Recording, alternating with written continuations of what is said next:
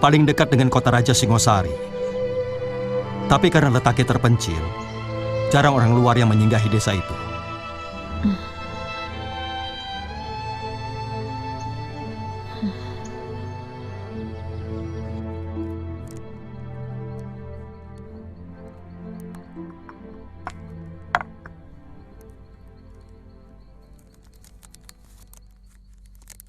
Nyi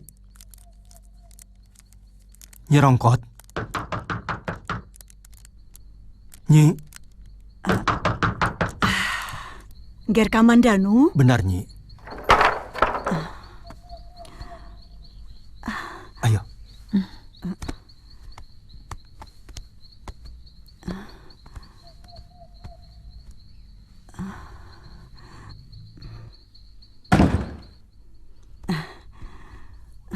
Pakaianmu lusuh begini.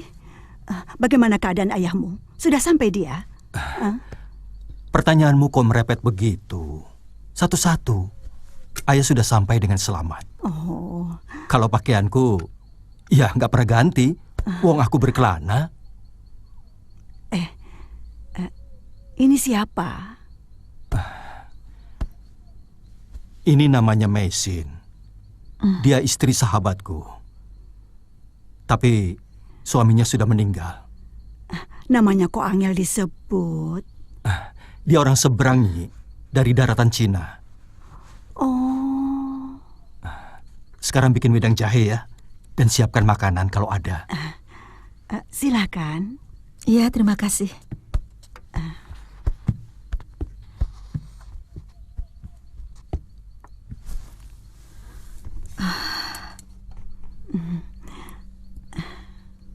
Nyi Rongkot itu orang yang mengasuhku sejak kecil. Karena ibuku meninggal waktu melahirkan aku.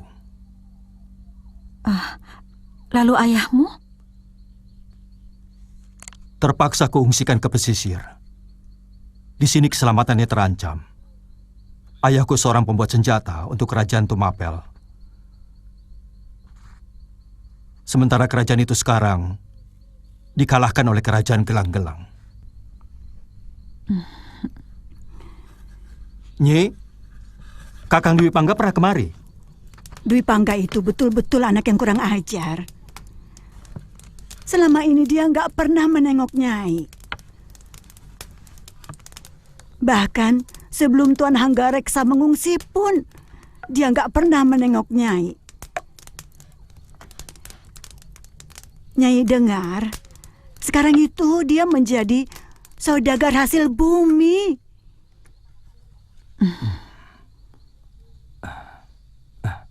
Yuk.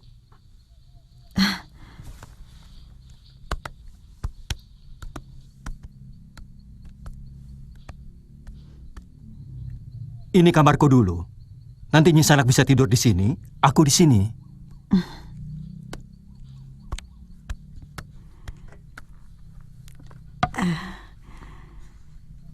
Silakan diminum, mumpung masih panas.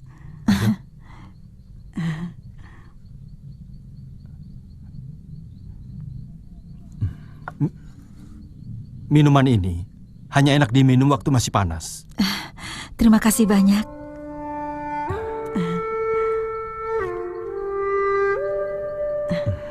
Setelah kamu pergi dulu, rumah ini pernah digeledah oleh orang-orang Kediri. Mereka membawa semua senjata buatan ayahmu. Untung semua pusaka sudah dibawa ayahku.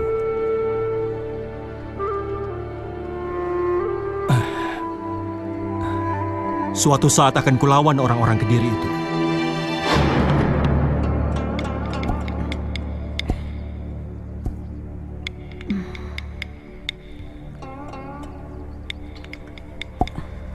Nyi, Meisin kemana? Mandi di pancuran.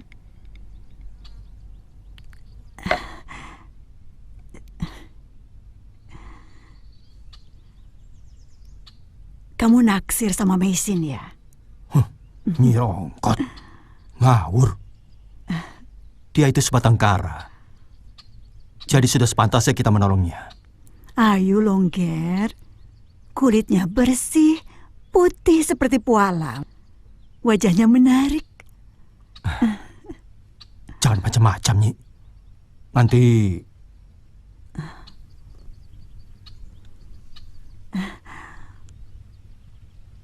Loh, kok bajunya dipakai lagi? Ganti, Nini. Baju ini nanti Nyai cucikan.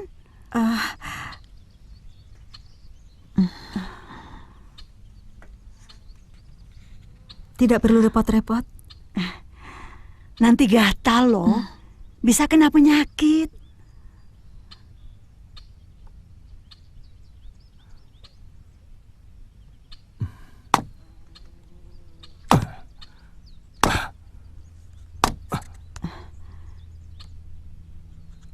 Ger, Oh, kamu cantik sekali, Mesin. Tapi gerakanku agak kurang bebas. Dan kemben ini membuatku sesak nafas. Itu karena kamu belum biasa saja. Sebaiknya kau kenakan pakaian itu seterusnya. Supaya tidak menarik perhatian orang.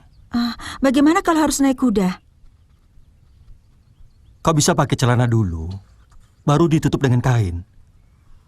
Oh iya, sesudah sarapan, kau akan kuajak ke rumah Paman Guru Ranubaya. Aku senang. Terima kasih ya.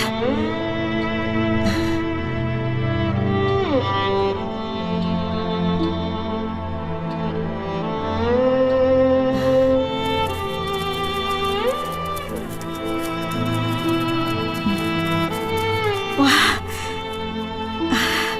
indah sekali pemandangan di tempat ini. Aku teringat perbukitan Tiankong yang juga sangat indah. Ya, seperti ini. Apakah masih jauh rumah kakek Ranubaya?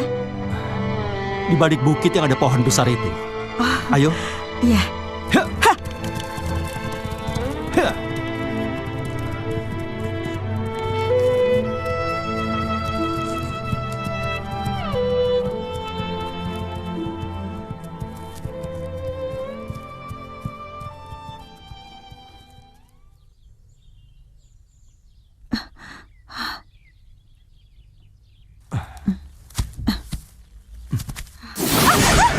Mesin, kenapa?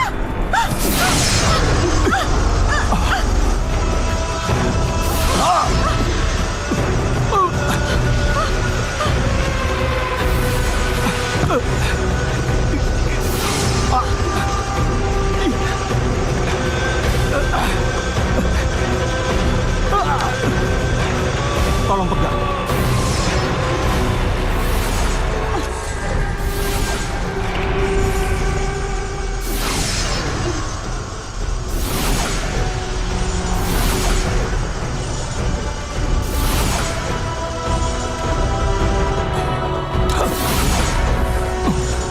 Berikan pedangnya.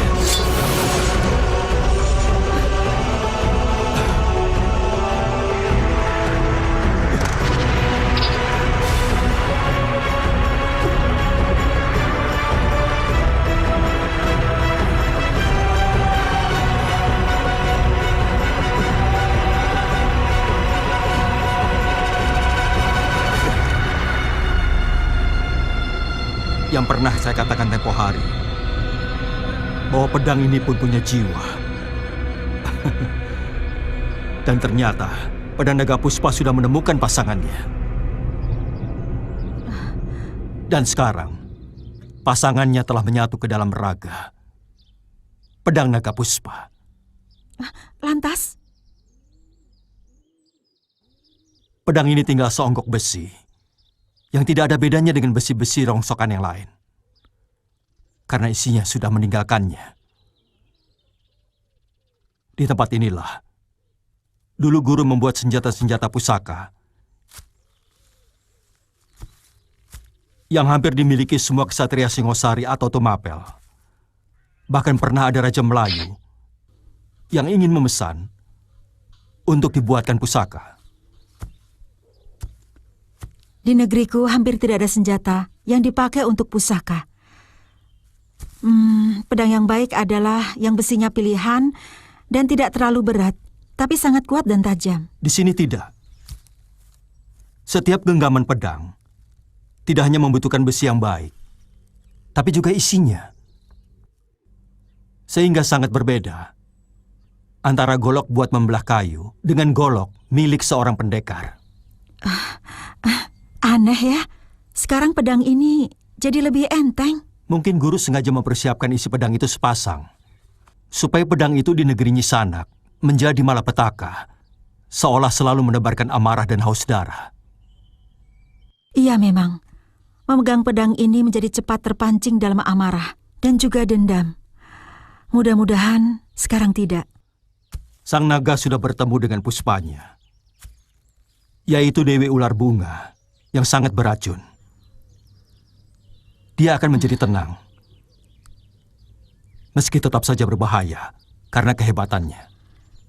Ternyata kau sangat mengerti tentang pedang Tuan Kamandanu.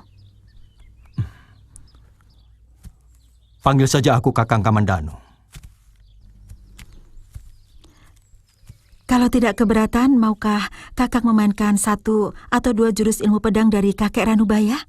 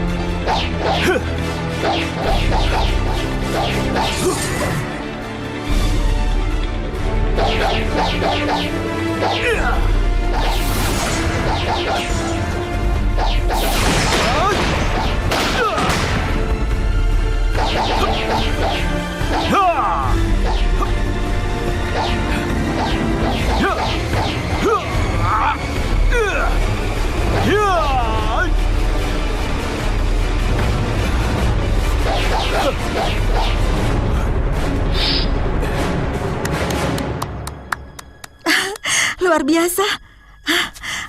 Baru kali ini saya melihat ilmu pedang dengan kecepatan yang sangat tinggi, Kakang. Sebenarnya ilmu yang diberikan guru bukan jurus pedang. Tapi jurus itu bisa digunakan untuk senjata apa saja. Tinggal kita melatih diri dan menyatu dengan senjata yang paling kita sukai. Kebetulan aku suka pedang. Saya pernah melihat kakek Ranubaya menggunakannya, tapi tidak sepenuh hati. Karena niatnya hanya untuk menarik perhatian tentara kerajaan yang mau menangkap kami. Apa nama jurus itu? Seipi angin. Oh.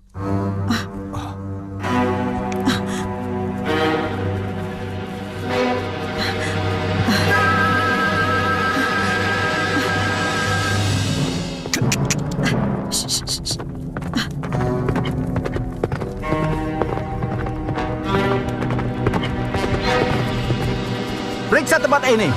Siapa tahu mereka masih membuat senjata dan memasuk pelarian orang-orang Singosari.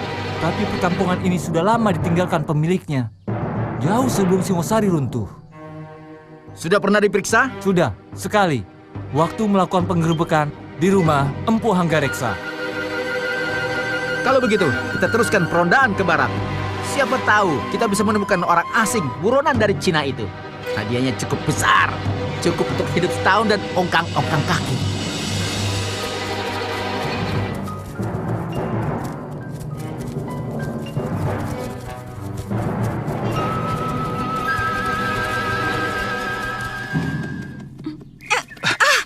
Maaf, Kau sengaja? Kau cukup beri isyarat saja, tidak dengan... sungguh. Tadi aku hanya mengikuti naluri yang tiba-tiba menggerakkanku. Sama sekali aku tidak bermaksud. Barangkali kau mengira, karena aku janda. Kakak lo, maafkan aku. Aku telah berdosa. Mesin, maafkan aku. Jangan sentuh aku.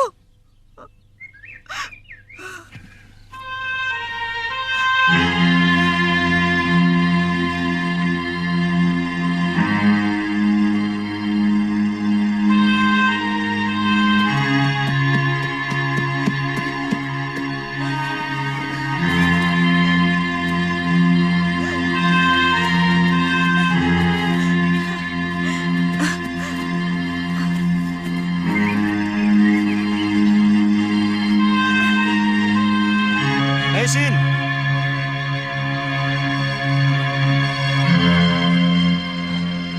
Kenapa wajah Mesin tidak mau juga hilang dari pikiranku?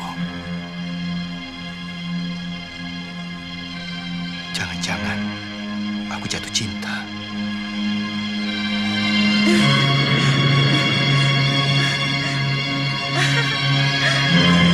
Kakang!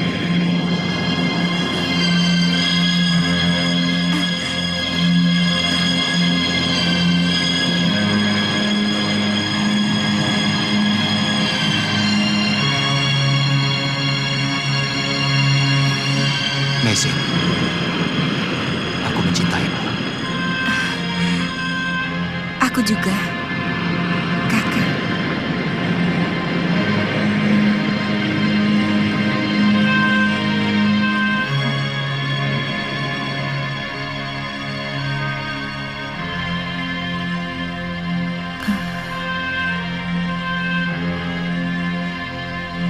Kak, maafkan aku karena perhatianku.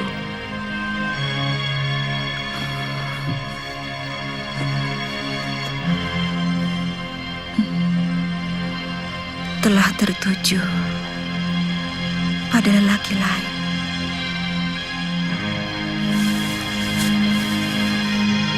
Sudah siang begini, belum juga ada yang bangun.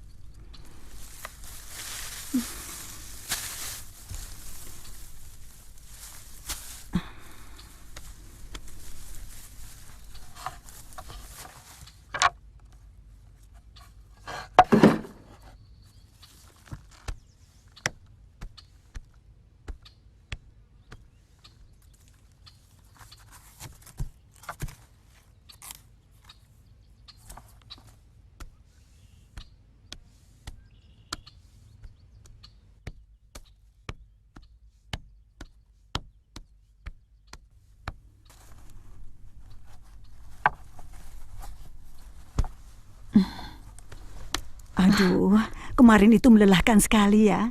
Nyai baru mau bangunkan. Saya tidak bisa tidur, Nyai. Wajah suami saya selalu muncul dalam mata saya. Itu artinya suamimu minta dibakarkan dupa. Mungkin. Mestinya saat ini saya pakai baju duka cita. Oh, begitu. Nini mau mandi. Kakang Kamandanu kemana? Nyai baru mau ke kamarnya. Jangan-jangan dia sakit. Silakan mandi dulu. Makanannya sudah sampai dingin. Iya.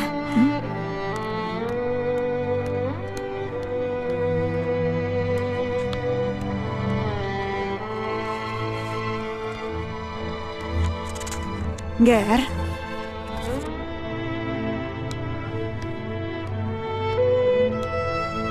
Kenapa? Badanmu panas. Nyai bikinkan jamu ya. Tidak usah, Nyai. Mandi sana. Biar segar. Nanti sarapan sama-sama Mesin.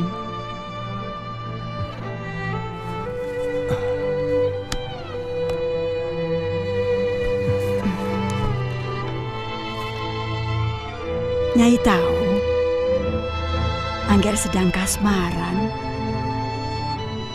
Orang kasmaran memang begitu. Tanda-tandanya suka tidak bisa tidur, malas makan, malas mandi, malas. Nyerongkot ngawur.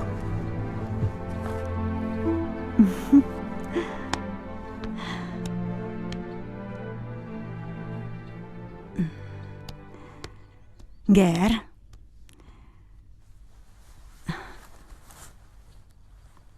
biar janda, Nini Meisin itu cantik loh. Tunggu saja sampai masa berkabungnya habis. Nyi, hati-hati kalau ngomong. Nanti kalau Mesin tahu bisa marah lagi.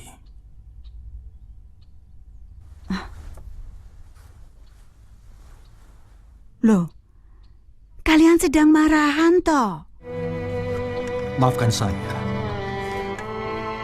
Sungguh saya tidak bermaksud kurang ajar. Saya terlalu mencemaskan nasibmu.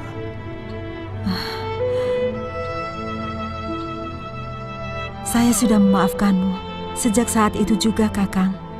Saya juga minta maaf pada Kakang Kamandanu karena sering merepotkan. Sama sekali tidak. Saya senang bisa menolong orang, apalagi yang membutuhkannya.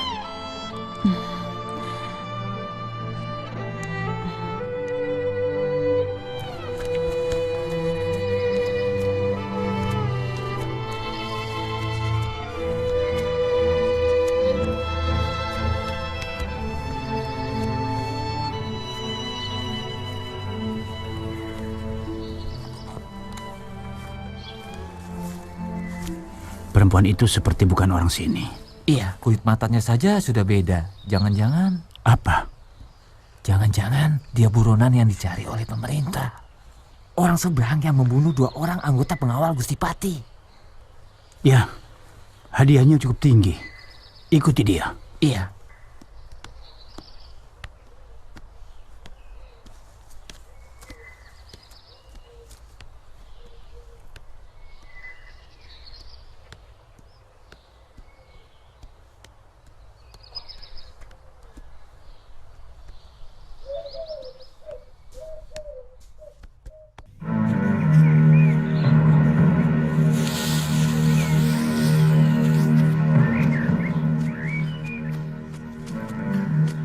Nini, ada apa?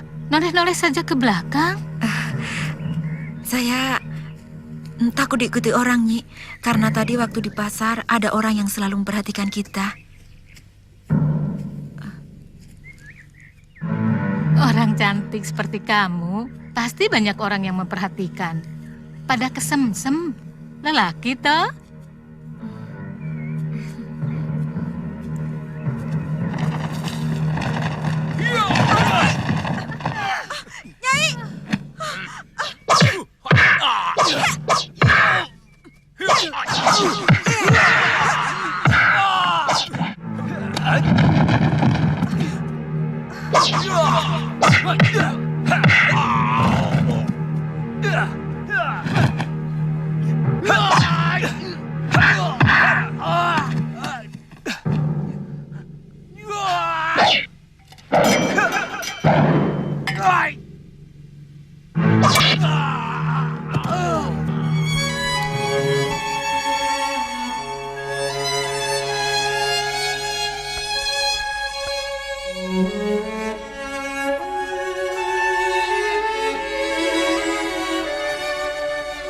Mestinya kau tidak usah cari penyakit dengan menampakkan diri di muka umum. Saya sudah berusaha menyamar. Saya memakai kemben. Tapi kulit dan matamu sulit untuk disembunyikan, Mesin. Ada apa, Nyi? Mau minum?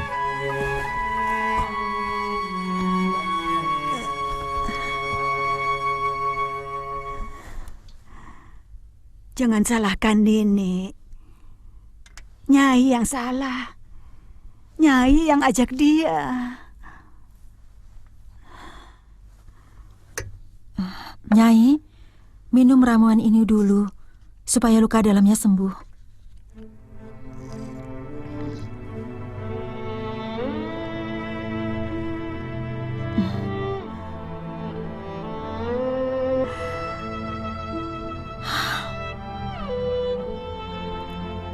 Saya yakin dia mengalami nasib buruk di penjara Mongolia.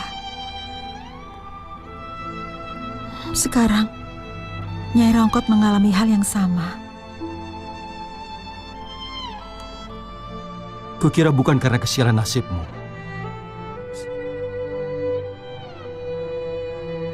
Sebab garis nasib bukan ditentukan oleh orang lain. Setiap orang membawa garisnya sendiri-sendiri. Dan kejadian apapun yang menimpa manusia sudah digariskan oleh jentera waktu.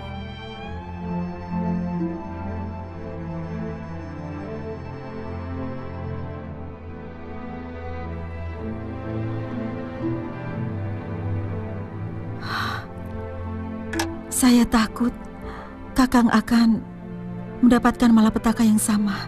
Omong kosong. Kamu tidak usah merasa bersalah seperti itu, Mesin.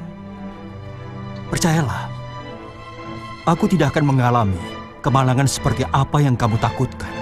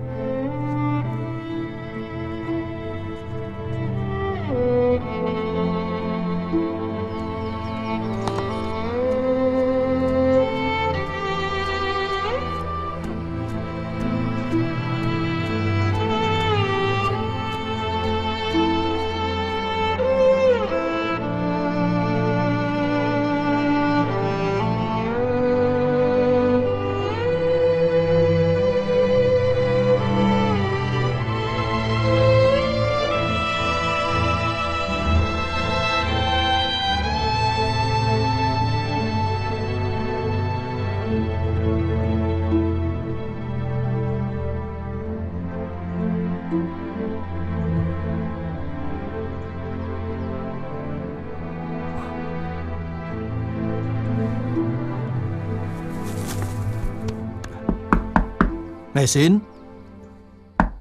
Mesin?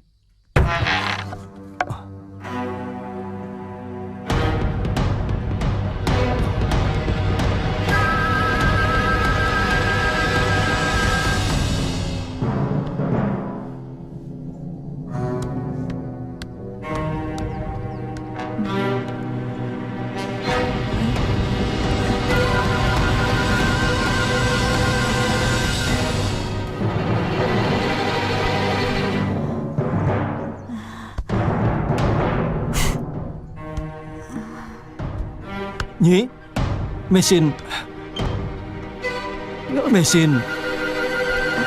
pergi, Nyi.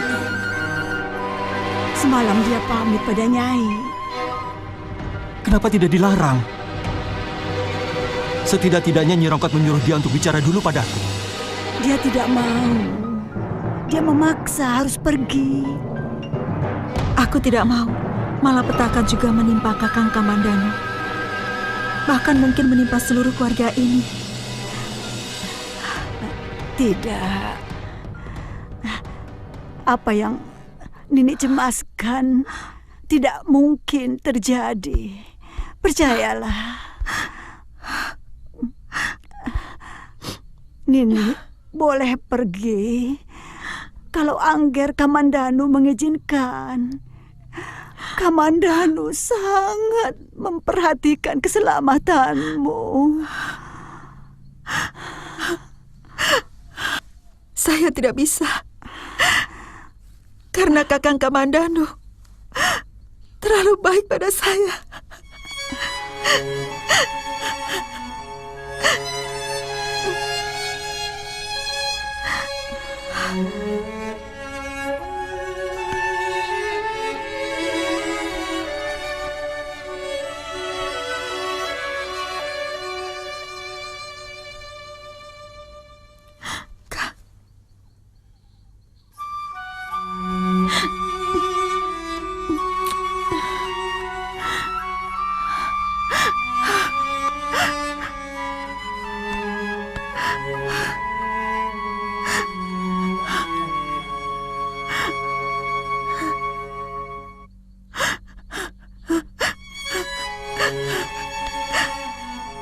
Nyai tidak bisa menahannya, Angger. Tapi dia pergi setelah mencium keningmu.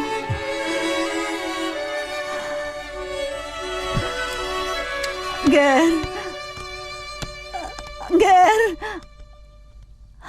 Ger. Kau lihat sendiri. Begitu gampang aku menyuruh Praba. Hasil bumi dari Manguntur yang kita beli dengan murah bisa dijual dengan harga yang lebih tinggi. Iya, memang sejak Raden menjadi pedagang, tampak kehidupan keluarga Raden jauh lebih mewah. Tapi apa Pamungsu? maaf kalau saya salah. Bukankah Raden lebih terhormat sebagai putra seorang empu? Bahkan orang akan lebih menyegani Raden kalau Raden mau melanjutkan sebagai empu. Zaman sudah berubah, Pamungsu. Zaman orang menghargai para empu sudah berlalu. Sekarang orang akan hormat pada kita kalau kita kaya raya. Karena dengan kekayaan kita bisa dihormati oleh siapapun. Dan kita bisa membeli apa saja. Tapi kita tidak akan mampu membeli ketulusan, Den. Apa perlu? Ketulusan itu hanya untuk orang lain, bukan untuk kita. Ketulusan Ayahanda dalam mengabdi kepada Sang Prabu malah mencelakakan dia. Apa arti ketulusan kalau berakibat seperti itu? Hah? Kakak Lu, semoga kau tenang di alam abadi menghadap Tian Yang Agung. Aku tidak tahu harus kemana menapakkan kaki. Aku bingung. Hampir saja aku melakukan perbuatan yang paling terkutuk.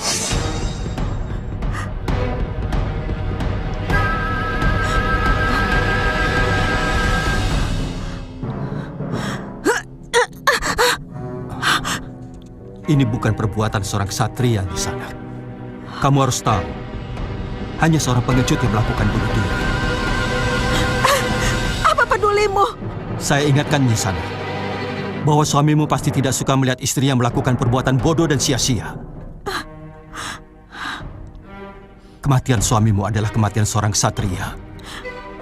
Karena membela kebenaran yang dia yakini. Kematian karena membela harga diri dan melawan kesewenang-wenangan. Arwah suami Nyisana akan mengutuk jika Nyisana melakukan hal itu.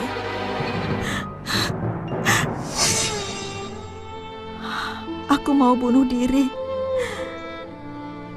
Untung diselamatkan oleh Kamandanu. Dia sangat baik, kakak. Dia selalu berusaha melindungiku.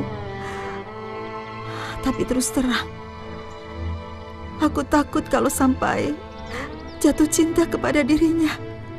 Aku malu kepadamu, kakak. Maafkanlah aku.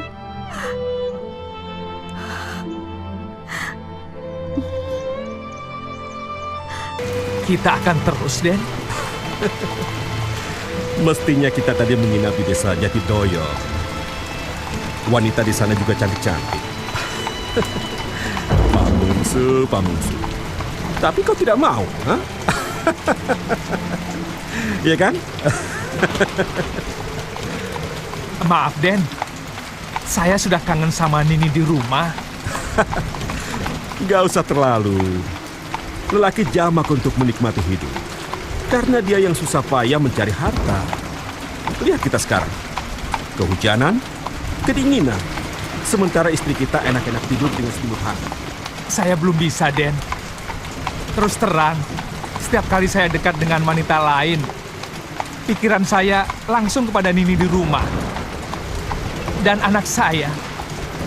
Setelah itu, gairah saya langsung hilang. Pamungsu, hidup itu untuk dinikmati. Mestinya, Den. Terus terang, kadangkala saya heran kepada Raden. Raden kok bisa bermesraan dengan wanita lain? Maaf loh, Den. Padahal Nini Narirati jauh lebih cantik dari wanita itu. Milik kita sendiri biasanya membosankan, Pamungsu. Dan supaya kita tidak bosan, karena kita tidak boleh bosan kepada istri, maka harus ada penyegaran. Dan wanita-wanita lain itulah penyegarnya.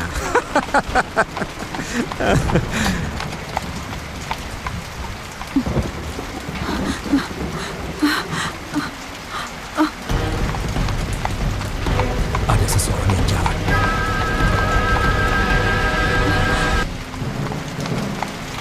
Dekati dia, Pamungsu.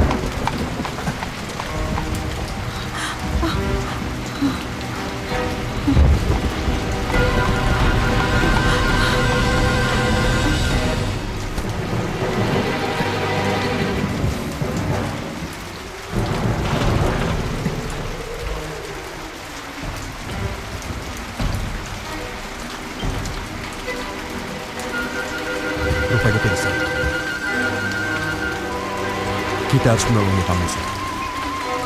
Kelihatannya bukan orang Jawa, Den. Iya. Melihat kulit dan matanya, pasti dia orang seberang. Kemungkinan dari kerajaan Mongolia yang menguasai daratan Cina. Ayo, angkat dia.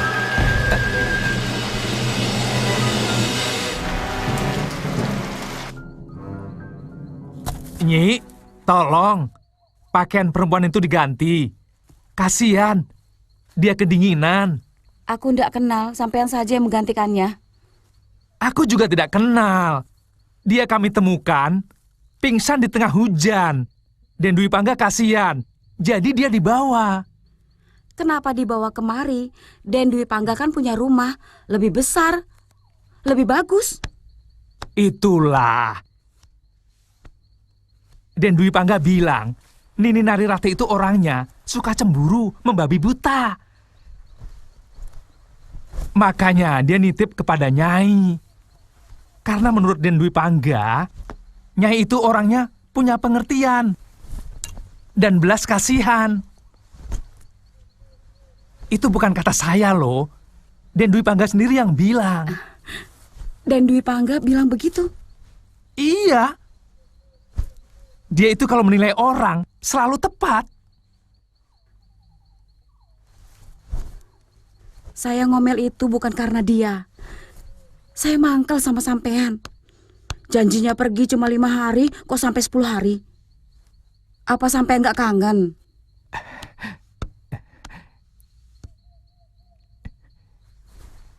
Iya kangen. Kangen banget. Jangan ngintip.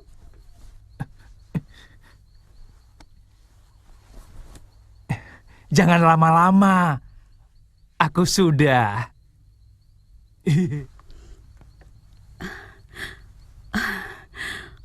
Orangnya cantik loh, Kang. Dia sudah sadar.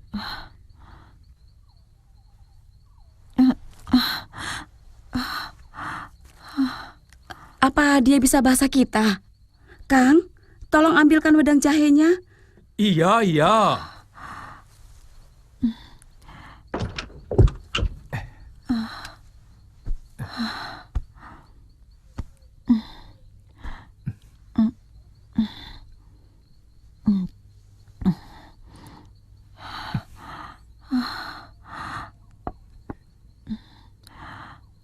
Di mana saya sekarang? Jangan khawatir, Nyi Sanak berada di rumahku, di desa Manguntur. Perut saya sakit sekali. Dari kemarin belum kemasukan apa-apa. Kasihan. Kang, ambilkan makanan di Para. Ya, ya.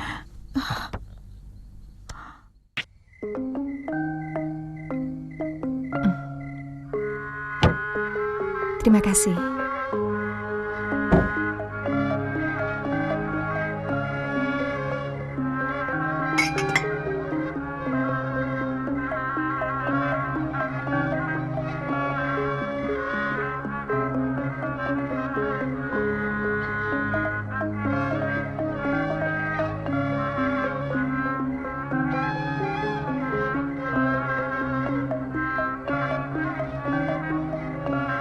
Kakang Dwi Pangga, makanannya sudah siap.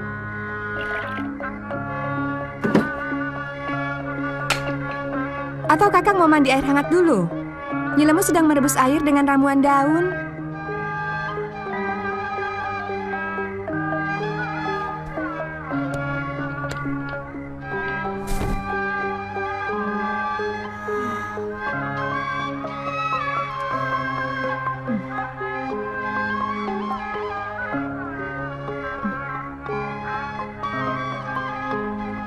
Merpati muda terbang rendah di padang ilalang. Terkagum indahnya alam.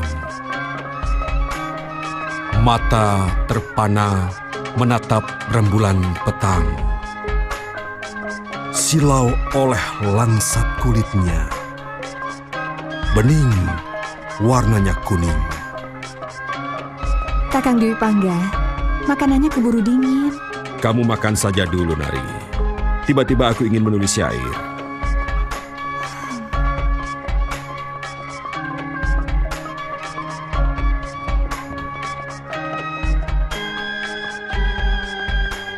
Kau malah tidur? Kamu tidak lapar ya? Lapar. Lapar sekali. Tapi selagi suami ada di rumah, seorang istri pantang makan lebih dahulu. Loh, kok begitu? Harus begitu. Terus terang, Kakang agak aneh sekarang. Sudah lama sekali Kakang tidak pernah menulis syair. Sekarang tiba-tiba langsung menulis. Aneh. Ada apa?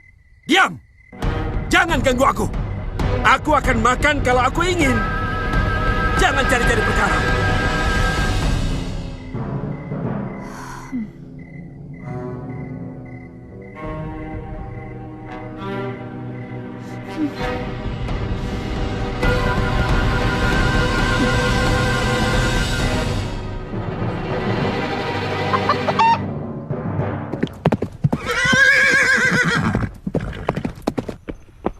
Bagaimana keadaannya, Nyai? Sudah baikan, Den. Sudah mau makan bubur. Di mana dia? Ada di dalam. Mari saya antar masuk, Den.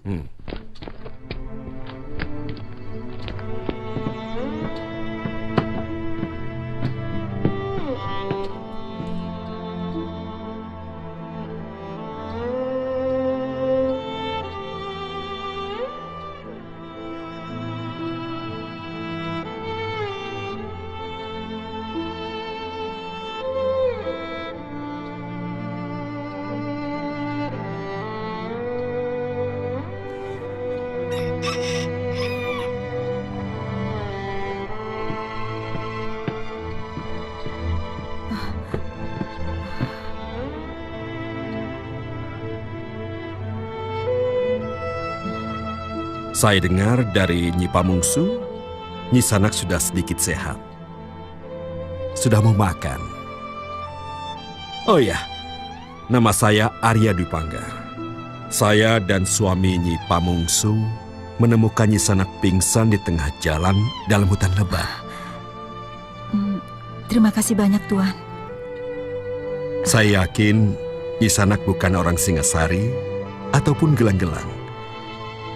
Meski bahasa Nyi Sanak cukup bagus, tapi logatnya agak aneh. Orang mana sebenarnya Nyi Sanak?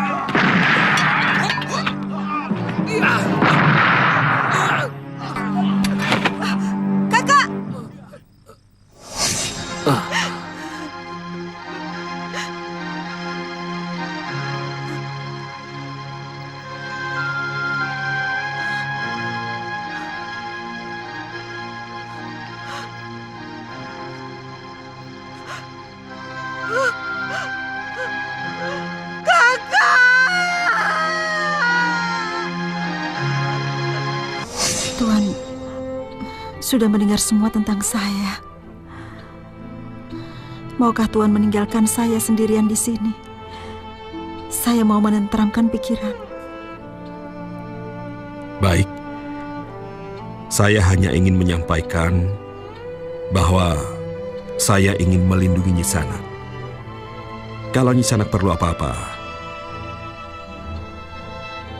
bilang saja sama Nyi Pamungsu. Iya.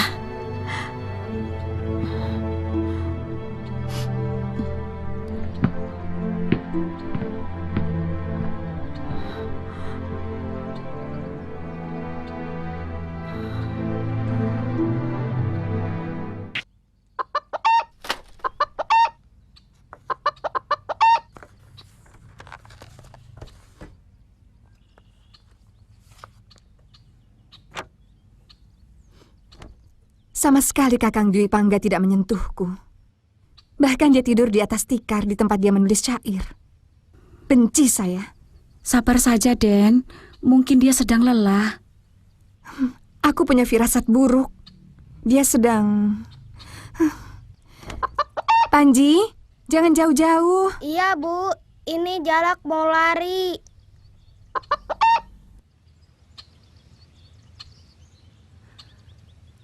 Jaga dia baik-baik, Pamungsu. Bagiku dia lebih berharga dari seguci emas. Den Dwi Pangga mau kemana? Trauslor, Tuan Ratman belum melunasi hutangnya. Saya yakin Den Dwi Pangga pasti berniat buruk pada Nini Mesin. Itu namanya buruk sangka. Tidak boleh begitu. Kok ngomong begitu? Matanya jahat. Sepertinya mau menerkam dan melumat-lumat Nini Mesin. Kasihan Nini Mesin. Pokoknya tidak usah ikut campur. Sudah. Yang penting bukan suamimu yang melakukan. Kita nonton saja.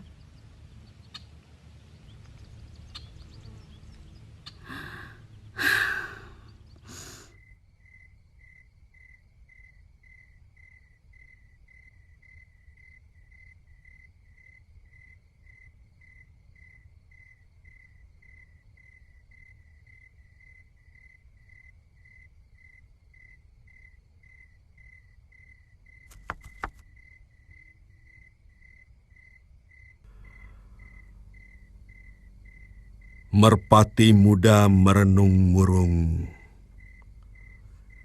Dalam sunyi dia bertanya, maukah bulan turun ke bumi menemani sepiku? Nari Ratu, aku paling tidak suka pada siapapun yang berani menyentuh syair-syairku. Sejak kapan? Dulu bahkan Kakang mengirimiku beratus-ratus keropak lontar berisi syair yang memuji saya. Kenapa sekarang harus berubah? Apa sekarang ada gadis lain yang hendak kau hujani dengan syair-syairmu, Tuan Dwi Pangga? Kau menuduh aku selingkuh, Rati?